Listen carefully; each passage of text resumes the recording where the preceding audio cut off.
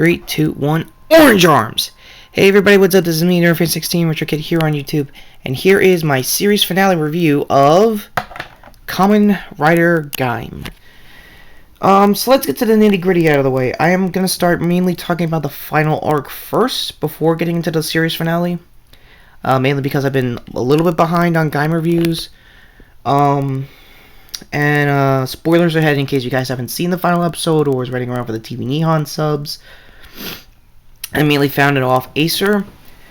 So if you want to download it, go to Acer, don't go to me or anything like that. So, what do I know about the final episode? A lot. But the arc is a lot more interesting.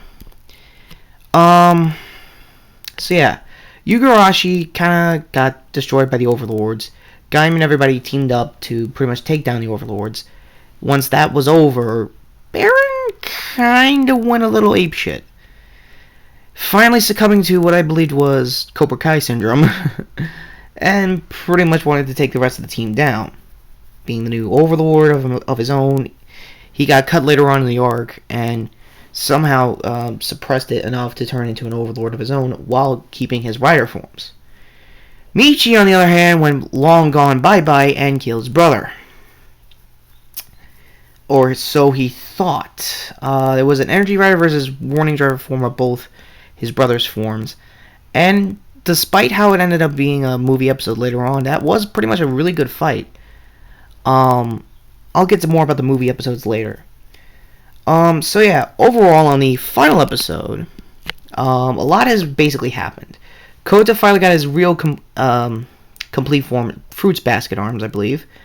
And despite how it looks, it's very tactical. It can use everybody's past weapons. If I've already talked about this, please let me know in the comments down below. And like, subscribe if you want to. For the rest of the secondary riders, they haven't really done a whole lot aside from assisting in fights. Especially Dorian Arms over here, way in the back. Him and where's the other guy? One of the Nut Riders, as you may have noticed here. They've been kind of a teamed up kind of partnership thing. They've helped each other out when the series wasn't mainly focusing on them, probably training for more Invis fights and Overlord fights. So that's pretty cool. So the series finale. Again, spoilers ahead if you guys haven't really seen it. Let me get a basic rundown on mainly who's left alive. All the energy drivers have pretty much either died or lost their belts. Here's the list. Duke's no longer around because he went way too apeshit. Peach left because mainly she was following Kaito to the grave. And Sid, well, he's been dead since day one. Well, since the beginning of the other arcs. My thoughts on all of them passing. It sucks, but they were healed first, so they kind of had some comeuppance coming. If I have a picture of the final episode, it's like I said, it's kind of a cross between a good epilogue and an episode, a movie episode. So it's not completely sweeping under the rug like many movie tie-in episodes do.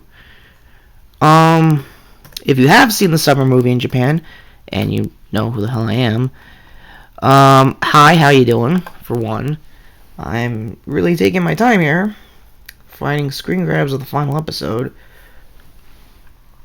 But when I get to that, apparently the movie writer was called The Golden Fruit, or something pertaining to a new ultimate power kind of deal. So apparently he survived the series just enough to possess a girl. And I can't find this episode. Okay, I think it was 45. Please let me know in the comments below as well if I got the episode right, because I'm about to be here a while.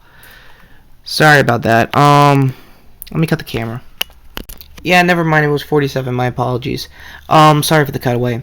Anyway, so this is the Dark Rider they had for this episode, and instead of being normally, a guy, I guess, it was possessed by a girl. Nothing really special on that. She was just mainly the heel for the episode.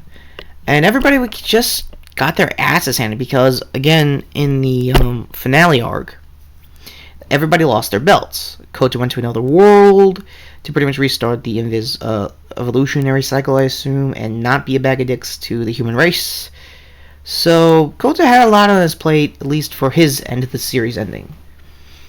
The girlfriend, May, she went along with him. She was the lady who was telling him what to do the whole time.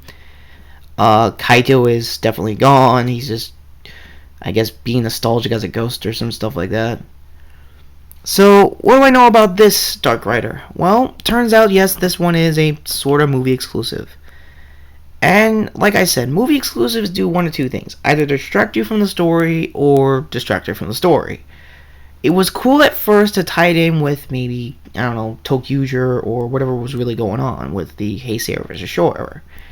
The third or fourth time, it was just getting weird, tiresome, and it should have overstayed its welcome. Which it did rightfully, but in this case, it didn't completely ruin it. It did have a good tie-in to the epilogue. It pretty much gave the writers something to do to prove themselves that they are still writers even without their powers. Especially Nietzsche, because holy crap, he got the short end of the stick. He was more guilty out of everyone in the series, with good reason if you watched along with it. So my overall on the series was definitely one hell of a surprise.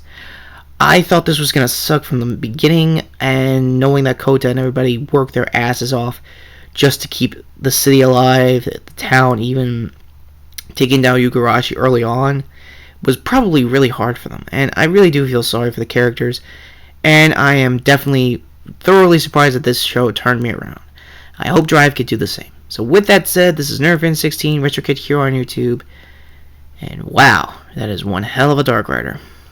Take care, guys. See you on the Drive review.